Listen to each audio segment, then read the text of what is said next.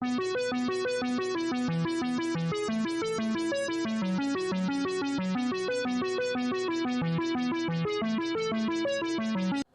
students, welcome to exam special JPSC students. I hope you are also fine. Students, जैसा कि आप जानते हैं कि हम लोग बोर्ड परीक्षा के लिए इम्पोर्टेंट क्वेश्चनों के बारे में डिस्कस कर रहे हैं। हमने पहले चैप्टर में बहुविकल्पी, अति लघु उत्तरी और लघु उत्तरी प्रश्नों के बारे में पिछले वीडियो में बताया है। आज के इस वीडियो में हम लोग सेकंड चैप्टर जो कि हमारा सॉल्यूशन है, बिलियन है, उसमें से बहुत सारे क्वेश्चन पूछे जाते हैं जिनमें आज हम लोग बहुविकल्पी प्रश्नों के बारे में डिस्कस करेंगे। और ये क्वेश्चन कौन से हैं, किस सन में आए हैं, इनका आंसर क्या होगा, इसको जानने के लिए वीडियो को लास्ट तक देखिएगा, बहुत ध्यानपूर्वक देखिएगा। सभी क्वेश्चन को आप नोट करिए, उनके बारे में डिस्क्रिप्शन को पढ़िए, जिससे आपको अगर ये क्वेश्चन अति लघु उत्तरी में भी आ जाते हैं तो उनको आप आराम से सॉल्व कर लेंगे। स्टूडेंट्स, आइए देखते हैं कि हमारे क्वेश्चन क्या हैं और किस सन में कौन सा क्वेश्चन आया। तो आइए देखते हैं क्या है। पहला क्वेश्चन हमारा है, निम्न में सर्वाधिक परासरण दाब वाला यौगिक है। निम्न में सर्वाधिक परासरण दाब वाला यौगिक है, तो इसमें जो है सबसे ज़्यादा परासरण दाब कौन सा यौगिक प्रदर्शित करता है, इसके बारे में पूछा गया है। यह क्वेश्चन जो है हमारा 2019 में बोर्ड परीक्षा 2019 में पूछा गया था। इसमें पहला ऑप्शन है 1 मोल NaCl। 1 मोल जो NaCl का विलयन है वह सबसे ज़्यादा जो है प्रदर्शित करता है परासरण दाब। या दूसरा ऑप्शन है 1 मोल बेरियम क्लोराइड सॉल्यूशन, 1 मोल बेरियम क्लोराइड का सॉल्यूशन। तीसरा ऑप्शन है हमारा 1 मोल अमोनियम फास्फेट, 1 मोल अमोनियम फास्फेट। और चौथा हमारा जो ऑप्शन है वो है 1 मोल सोडियम सल्फेट। ये 4 ऑप्शन हैं, ये सभी जो है सबका जो है 1 मोल सॉल्यूशन है।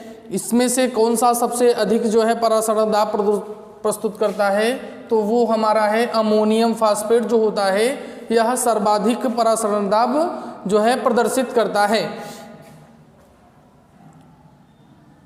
दूसरा क्वेश्चन हमारा है, जल के लिए मोलल हिमांक बिंदु स्थिरांक 1.86 cm हो तो 1 मोल NaCl का हिमांक बिंदु होगा, जो हमारा है यह डिग्री सेल्सियस पर मोल। अगर हम बात करें यहाँ पे क्या है कि दूसरा क्वेश्चन जो है हमारा यह है, जल के लिए मोलल हिमांक बिंदु स्थिरांक 1.86 डिग्री सेल्सियस पर मोल है, इंटू मोल है।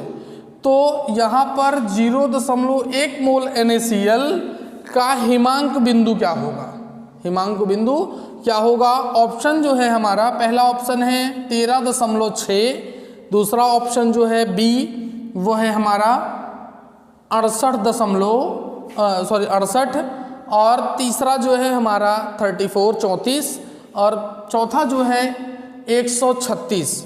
ये सभी जो है पूछा गया है कि इसका जो है 1.1 मोल NaCl का हिमांक बिंदु क्या होगा। तो इसमें हम बता सकते हैं कि जो 1 मोल NaCl का हिमांक बिंदु है वह 34 होता है, इसलिए यह ऑप्शन कौन सा, तीसरा ऑप्शन सही है। थर्ड क्वेश्चन लेते हैं। तीसरा क्वेश्चन हमारा है, 1 मोलल जलीय विलयन का मोल अंश है। 1 मोलल जलीय विलयन का जो मोल अंश है वह क्या होता है। ये क्वेश्चन 2018 में जो है पूछा गया है। 2018 बोर्ड परीक्षा में जो है ये क्वेश्चन पूछा गया है, पूछ रहा है कि 1 मोलल जलीय विलयन का मोल अंश क्या है। 1 मोल जलीय विलयन का जो मोल अंश होगा, पहला ऑप्शन क्या है 0.027, दूसरा है 0.036, तीसरा है 0.018 और चौथा है 0.019। तो यहाँ पर स्टूडेंट्स आप लोग टिक कर लीजिए, जो सी ऑप्शन है 0.018 यही जो है इसका इस 1 मोलल जलीय विलयन का मोल अंश होगा। चौथा क्वेश्चन देखते हैं, चौथा क्वेश्चन है हमारा 8 ग्राम NaOH पदार्थ का भार कितना है? पदार्थ है सोडियम हाइड्रोक्साइड। इसका 8 ग्राम किस में घोला गया है? 450 ml विलयन में घोला गया है। पदार्थ सोडियम हाइड्रोक्साइड का 8 ग्राम 450 ml विलयन में घोला गया है। विलयन की मोलरता क्या होगी? यहाँ पर विलयन की मोलरता पूछा है, तो मोलरता के लिए हमने आपको फॉर्मूला बताया था। मोलरता M इक्वल टू होता है पदार्थ का भार W अपान पदार्थ का मोलर द्रव्यमान गुणे आयतन इन ml होगा, तो हो जाएगा आपका 1000 गुणे 1000 ऊपर जो है किससे गुणा कर देंगे? 1000 से गुणा कर देंगे।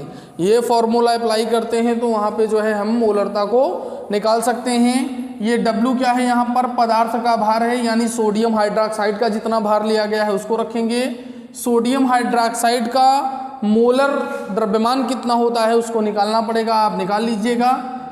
वो कितना होता है? गुणे 450 ml है, तो 450 नीचे और ऊपर 1000 से गुणा कर देंगे तो वो हमारा आ जाएगा। तो कैलकुलेशन, आफ्टर कैलकुलेशन जो है, जो इसका आपका जो है मोलरता आई हुई है वो 0.0444 मोल है। तो ऑप्शन नंबर इस तरीके से पहला सही है। क्वेश्चन नंबर 5 देखते हैं। निम्न में से सबसे कम वाष्प दाब वाला विलयन है?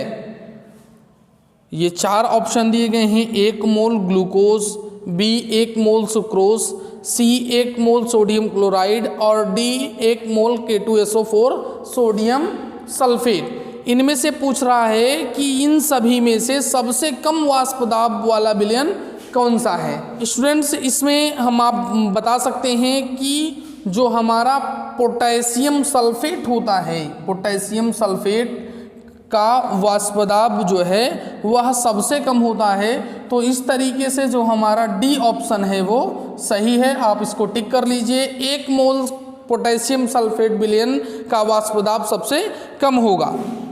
लास्ट क्वेश्चन हम देखते हैं। किस सूत्र द्वारा मोलल उन्नयन स्थिरांक Kb की गणना कर सकते हैं? किस सूत्र द्वारा मोलल उन्नयन स्थिरांक Kb की गणना कर सकते हैं? हमने आपको जो है Kb की गणना के बारे में बताया है, मोलल उन्नयन स्थिरांक की गणना के बारे में बताया है। तो वहाँ पे हम अगर फार्मूला मैच करवाते हैं तो M into TV into W अपान 1000 W, ये 3 फार्मूले जो दिए गए हैं, इन तीनों फार्मूले से ही जो है जो हमारा मोलल उन्नयन स्थिरांक है उसकी गणना नहीं की जा सकती है। अतः लास्ट का ऑप्शन जो है इनमें से कोई नहीं, इनमें से कोई भी फार्मूला जो है Kb की गणना करने में सक्षम नहीं है। अतः जो हमारा लास्ट ऑप्शन है D, इसको आप जो है टिक करेंगे। इसमें से कोई नहीं, इन तीनों में से कोई भी ऑप्शन के कोई भी फार्मूला जो है Kb की गणना नहीं कर सकता है। अतः इनमें से तीनों फार्मूले में से कोई भी फार्मूला जो है Kb की गणना नहीं कर रहा है। स्टूडेंट्स, आज के क्लास में बस इतना ही। आप वीडियो को पूरा देखें और बने रहें एग्ज़ाम स्पेशल JPIC के साथ, और बोर्ड परीक्षा के स्ट्रॉन्ग प्रिपरेशन के लिए पढ़ते रहिए, स्वस्थ रहिए।